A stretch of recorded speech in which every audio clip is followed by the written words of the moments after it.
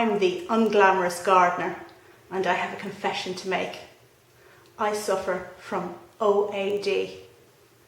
That's Orchid Acquisition Disorder. Now it's a very serious condition. Whoever suffers from it feels a compelling, unfathomable urge to buy orchids. And I've struggled with this. In fact, last year, I tried really hard and I went cold turkey. In fact, I went to my friends and my family and I told them that I had enough orchids and I wouldn't be buying any more. And they took this, so well, and they were so surprised that my husband even recorded what I said as his phone ringtone. And here it is. I think I have enough orchids. Now that was a foolish move on my part, because anybody who suffers from O.A.D. knows full well that you can't overcome it that easily. In fact, I blame YouTube for my relapse.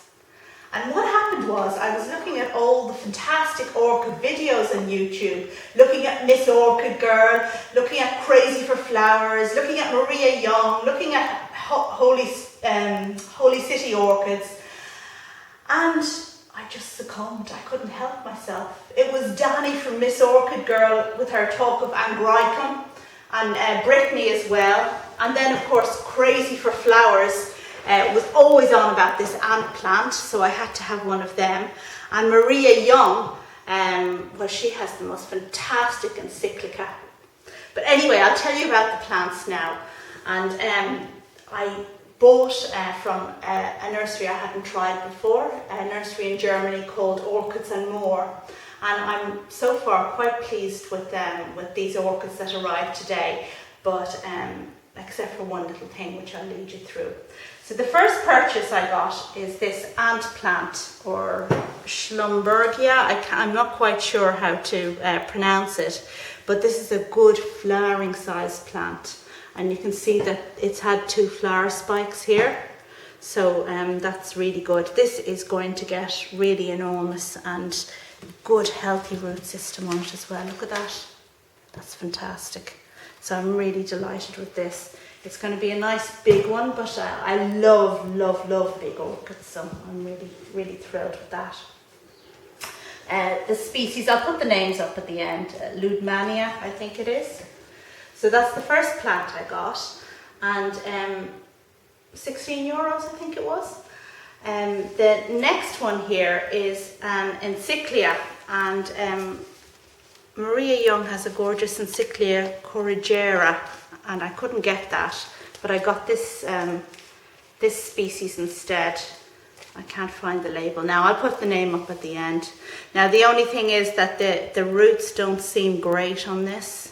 Some of them are very soft and squidgy, and when I look in at the base of the pot, it looks like a whole lot of dark roots in there to me. There are new leads in that. I won't really know what's going on until I tip this out of the pot to repot it, but hopefully, this will be a fantastic flower in times to come. Also flowering size. And the third flowering size plant I got is this Angraecum. It's a, let's see, Crestwood, one of the Crestwood Grex ones, and it looks in good condition as well. I just love the leaf shape of this. It's really exciting. Love it. So yeah, I blame you. And then the last 2 things I bought were these 2 baby orchids here that had been on my wish list for a long time. And these are 2 species Cattleyas. One is Cattleya rex, and the other is Cattleya warscewiczii, which used to be known as gigas, Cattleya gigas. And first of all, this one is the warscewiczii one. It's a white form, but I'd wanted to get this orchid for just like forever, but I could never find a flowering sized plant anywhere. And I'd been looking for 2 or 3 years maybe. And in the end I thought, well, if I'd bought a baby plant 2 or 3 years ago, it might well be flowering sized by now. So although the best advice isn't to buy baby plants, when you're talking about difficult orchids. In this particular case, I just got fed up waiting to find a flowering size plant, and I've got it. And warscewiczii is the giant, it's the jungle giant of Cattleyas. The most massive, enormous flowers. Now, it'll be a bit challenging. I've read that, you know, the watering requirements of this particular one are a bit different. And like, you need to hold off with watering until the new growths are at least 4 inches long. But anyway, I'm prepared to give it a shot. And the other baby, which is Rex, is the most fantastic, the most beautiful of Cattleyas.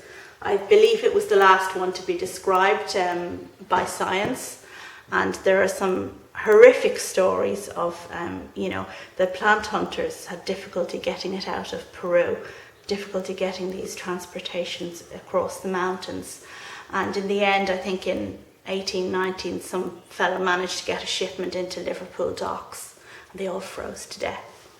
And then the plant wasn't in cultivation for until another 50 years after that. I think one plant from that Liverpool frozen shipment survived, and that's the one that let it be described to science.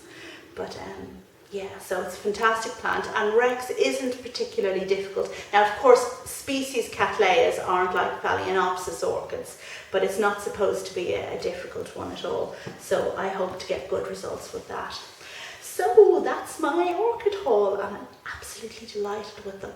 And well, happy Easter to everyone, because it's certainly a very happy Easter for me. Thanks. Bye now.